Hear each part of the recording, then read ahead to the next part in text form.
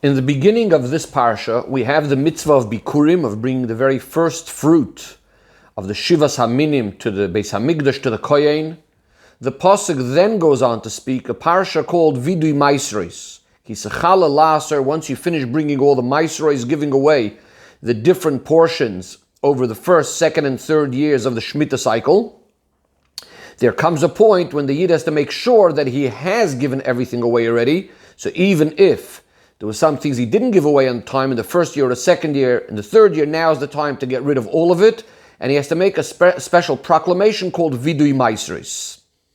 Just after this section of Vidui Maisros, the Torah says, Hayoim hazeh Hashem Elokecha, on this day Hashem is commanding you to do all of these chukim and mishpatim, v'shamarta v'asisa oisam, you will keep them, you will do them, b'chol levavcha v'chol nafshecha, with your whole heart and soul.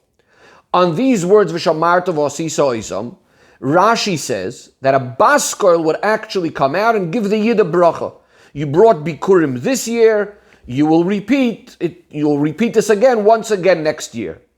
Now, usually the words v'shamarta v'asisa would usually be a command. Rashi is not translating it as a command. Rashi is saying is that it's a bracha. Why not a command? Because this pasuk seemingly cannot be a command because we have finished giving the commands already in the previous psukim, both in regards to the Bikurim and the Meiser, and in fact the previous psukim are even speaking already about that the person has fulfilled all of his obligations. The further psukim are actually starting to speak about different things, about the praise of the Yidden. Hashem he'emarto hayoim, Hashem he'emircha, Hashem selected you, you selected Hashem. So this pasuk right over here, v'shamarta v'asisa oisam, can't be referring to a command. Rather, we must say it's a promise that the Eibishter is giving that this Yid will be able to come back next year again and bring Bikurim again.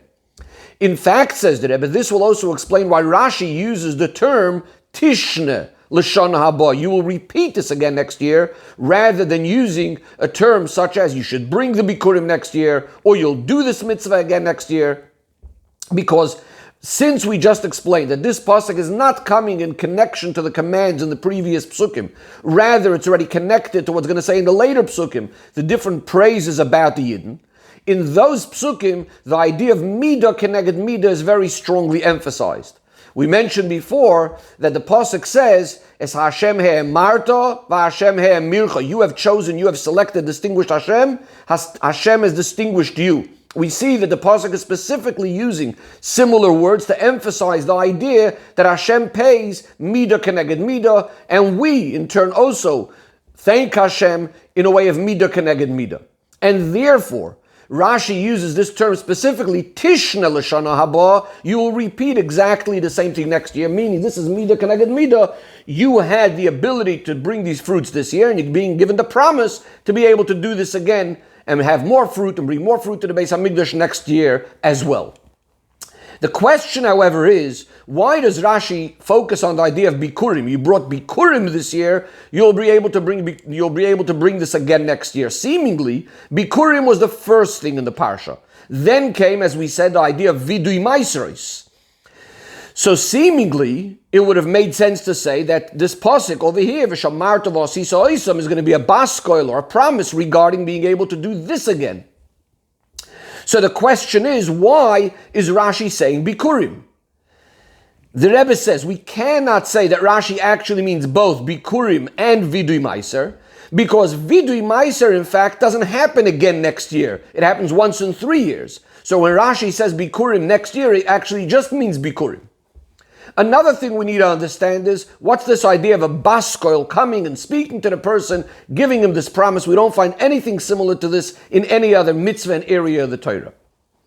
So to explain, the Rebbe says, in the previous section, in Vidui Maisros, what's being discussed is, again, that if a person did not bring the Maisros in the first year, the second year, he's bringing it finally after 3 years, he says this Vidui Meiser. If we should say that the baskoil is coming and saying, Tishna, you should repeat this again next time, what we're basically saying is, again, you should not bring the Meiseris on time, rather only on the third year. Clearly, that would not be a bracha.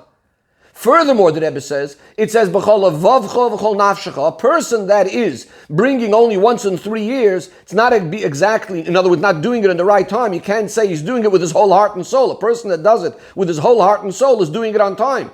This is why Rashi says that it's referring to Bikurim. Bikurim definitely can be said that the person is doing it with his whole heart and soul that year, and again, he should be able to repeat it next year. The question, however, will still remain, does it mean then that this pasuk that's promising V'shamarta v'asiso oisam, which is referring to Bikurim, is totally not connected to the previous psukim just now of Vidui Meiser, only to the parsha before that? But the truth of the matter is, says the Rebbe, the very last words in that parsha, Vidui Meiser, is actually hinting to Bikurim, could be taken as a hint to Bikurim. Because the last words finish off about the Yid asking for a bracha, the Eibusher should bench the Yidden, bench Eretz Yisrael, a land flowing Eretz Zovas Cholav Udvash. The Rebbe is about to explain that Cholav Udvash specifically have more of a connection to Bikurim than to Maisros. Number one, says the Rebbe, we don't even bring Meiser from milk and honey.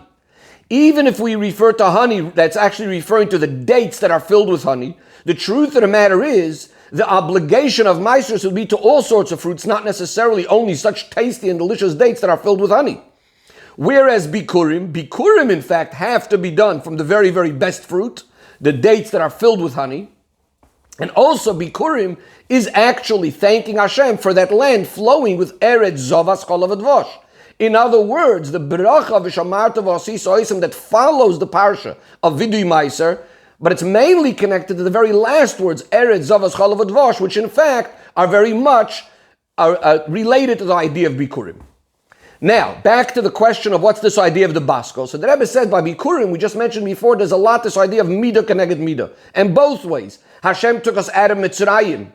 From one extreme, gave us a land flowing with milk and honey, so we are going to go and bring the best to Hashem. We also see it the other way around, that we chose Hashem, we selected Hashem, Hashem E'amarto, Hashem chooses us, Hashem distinguishes us. So the question is, it's all very nice, we're going Midah Keneged Midah. We take from the beginning of the fruit and we go to the place that Hashem chose because Hashem brought us to this place, and so on and so forth. But here we have something the Yid is about to do. He calls out in a loud way, praising Hashem and so on and so forth. What is the Yid getting for that? Where is the Midah Keneged Midah for that? This tells us that there must be also an announcement that the Eibishter is making back to the Yid. The only problem is an announcement directly from Hashem back to the Yid. The Yidden had already earlier argued that we cannot tolerate and be able to continue existing by listening to Hashem directly. And therefore, it was only a baskoil, not a direct voice from Hashem himself, but a lower level, the level of a baskoil. The Rebbe now takes it and connects it to the ideas of Chassidus on this pasuk. And the Rebbe says like this: we just explained that the pasuk Hayoim Hazeh, that you're doing all of these things and the baskoil is coming, etc., is connected to the previous pasuk of Zovas Cholav Advosh.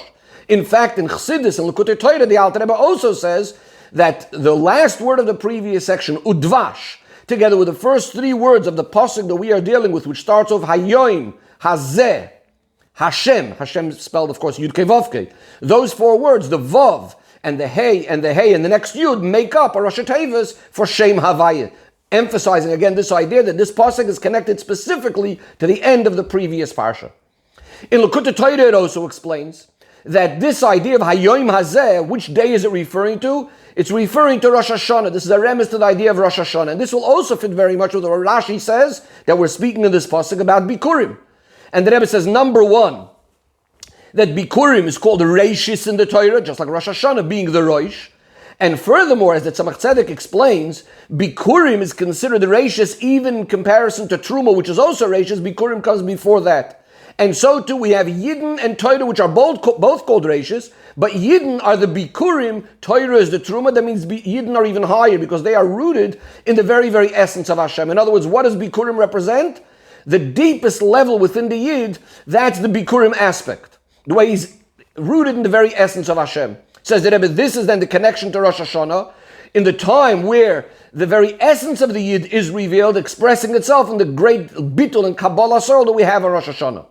Says the Rebbe, this will now also help us understand what Rashi says in one Rashi earlier. On the words Hayoim Hazeh, Rashi says, B'chol Yoim, every single day, Yiyu Beinecha Chadoshim, it should be in your eyes like new. Now, according to Rashi, this pasuk is speaking about Bikurim. So we're speaking about the mitzvah of Bikurim should be brand new in your eyes every single day. And the question is, if we're not involved in Bikurim, we're doing other matters of Torah and mitzvahs around our daily life, why suddenly are we speaking about that we should remember every day as if Bikurim was given today? But based on what we just explained, it's very much understood. Because we need to have that attitude of the Etzem HaNeshama, the Bikurim, in all of our avodah, in every detail of our avodah needs to be felt. The Rebbe also says this is more geschmack based on what the Tzemach Tzedek brings. That Bikurim these days is our tefillah, this gives us the koyach for the rest of the day. And this is again similar to the avodah of Rosh Hashanah, that needs to shine, that Kabbalah Soil of Rosh Hashanah needs to shine all year round. Says the Rebbe, let's now go back to what Rashi tells us. Because now another thing is going to be understood. We said that the bracha that the Eibishter gives, you're going to do this again next year. It's like an haftacha, you're for sure going to do it. And how is that possible? Isn't there bechira chavshis and so on and so forth? Isn't there free choice? But the idea is that once we're speaking about the yesodus of the very deepest part of the neshama, then of course he's going to be doing everything the way he's supposed to be doing.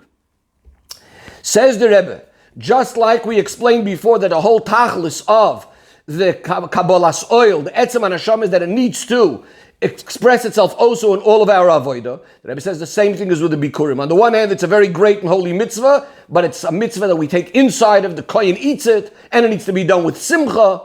And when we do our mitzvahs like this, and we do our avodah properly, surely Hashem repays midah connected midah, that more geschmack of fruit grow, and v'samachtu, we rejoice in all of it. And so too through the avodah of Rosh Hashanah, when we have that Kabbalah Soil of Rosh Hashanah and bringing it to the rest of the year, the Eibishter benches all the Yidden with aksiva v'chsima toiva and everything that they need for them and their families.